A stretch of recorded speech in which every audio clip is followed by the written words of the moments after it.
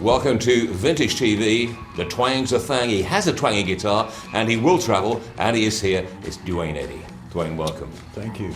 Great. Good to Excellent see to see. Yeah. I mean, I just want to sit here, to be honest, and make that twangy sound as we all did. It wasn't just a sound, it was that dang, dang, dang, dang, dang, dang. But everyone learned to actually make the sound with their mouths that you made with the guitar. But let's go back to the very start and your early influences. What first encouraged you to pick up a guitar? Les Paul maybe, or Django Reinhardt? Les Paul, Chet Atkins, Merle Travis, and Django I heard later with musician friends, but those other guys were the first, and then country artists. I learned to play guitar by playing along with country music on the radio.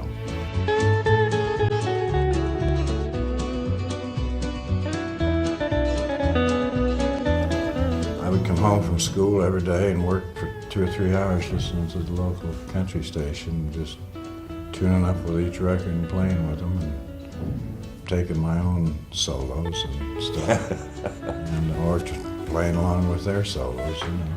So you're early. I mean, before the great string of instrumentals that we know and love you for, you worked early on with a guy called Jimmy Delbridge and, as a duo, yeah. and great sort of earlier stuff as a duet, and then the Melody Boys you played with. What was the material you were playing then? Was that just sort of songs? We did one little record, Jimmy and I, and as we were going to high school there in Coolidge, Arizona, which is a little village between Phoenix and Tucson, and down in the desert and the cotton growing ranching country, farming country there. And we were going to high school, and Jimmy just came up to me one day and said, "You want to come to my house and play some music?" So we did that, and he played piano, I played guitar, we sang together, did country songs. And this new guy came to town who was a disc jockey for KCKY, our local station, and his name was Lee Hazelwood. And Lee, besides being a DJ, wanted to get into record producing, and so he took us in the studio, and that's where he got the Western Melody Boys. That was Buddy Long and his that's where I met Buddy Long, and later Buddy and I ended up playing in the Sunset Riders. He was the singer and I was the guitar player, and did that for the next 3 years there in Phoenix. The record which Jimmy and I did that night, with Buddy and his band backing us and Lee producing, and Lee wrote the songs, and those were his second and third attempt at writing a song, and they were not that wonderful a song, but they had a certain charm about them. But Lee was very innovative, wasn't he? I mean, I remember reading that there was no echo chamber in the studio, and he bought a 2,000-gallon water tank just to get the sound. Well, actually, how that happened is it was his idea. He didn't buy it. We all went down. The studio owner and the engineer and Lee and I went down to the Salt River one day there in Phoenix, and yelled, just go, hook, like that into these water tanks, and sometimes, once in a while, they get a little echo back. So we did that for about a better part of an hour, and finally we found one that echoed pretty good, so Floyd, the owner, bought it and trucked it up to the studio, and Jack, the engineer, put a speaker in one end and a mic in the other.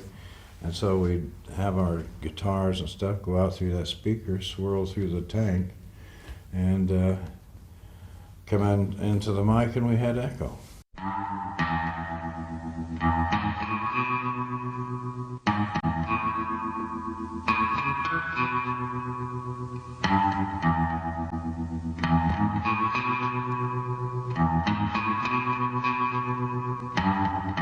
Was that part of how the sound came out? Because obviously as I was saying, Lee Hazelwood, very innovative. You, a good guitarist. The Echo Tank. Was that how the twang thing came about? Was there one eureka day where you just found that sound? No, it was kind of more deliberate than that. It was I knew that the bass strings recorded better than the high strings, and they were much more powerful, and so I played melodies, and I knew you'd have to do an instrumental, you'd have to have a melody or a really good riff. Moving and Grooving was kind of an interesting riff and just a little blues progression, but Rebel Rouser actually had a melody.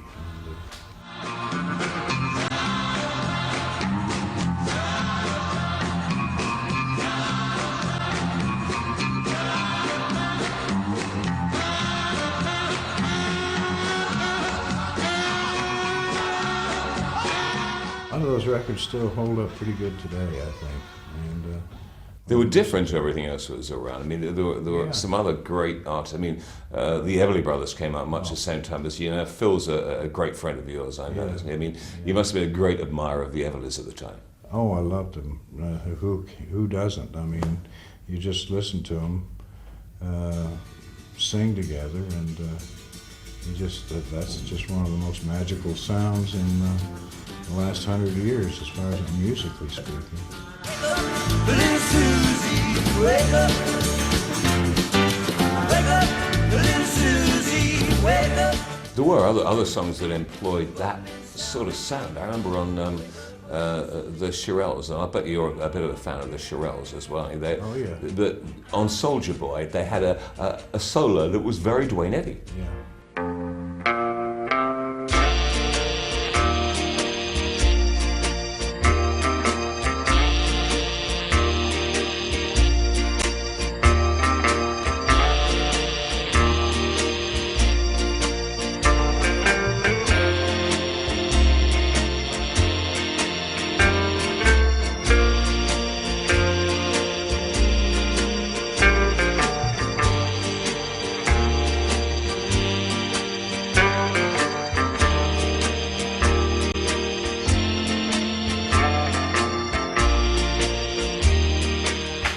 Yeah, they did, and I think I played it with them on a live show one night too. That wouldn't surprise me. Yeah, I had to, and the guitar player, he was very sweet, and he let me do it. Well, they sang Dance with the Guitar Man with me too. Yep. So on that same tour, one night the girls didn't show up or something, and so they said, well, we know it. Brilliant. I said, you're kidding. They said, yeah, we do. So they stood there off just on the edge of the stage and sang it, and Wonderful. they didn't dare come out front and do it, I mean, it just, those things weren't done, So yeah, the Shirelles certainly borrowed your guitar sound on Soldier Boy, but you must have toured with them quite a bit. I did. We used to do bus tours in America, and that was great fun. We had about 10 or 12 acts on the same bus. We'd all ride the same. It wasn't like today's modern coaches with the great couches and things in. It was just a bus with the seats, like a coach going from London to Edinburgh or something, People just sit up like this and ride the whole way, and that's what we had. But at night I'd get out my guitar and my acoustic guitar, and play a little bit. And sometimes somebody starts singing a song. And one night I remember Chubby Checker wanted to sing Unchained Melody, and which kind of my mind boggled a little bit. I mean, I only heard him do the twist. I didn't think he would be able to. I wasn't sure he'd be able to do that. So I hit a chord, and he started singing, and it was the most beautiful thing I ever heard. One of the most beautiful things.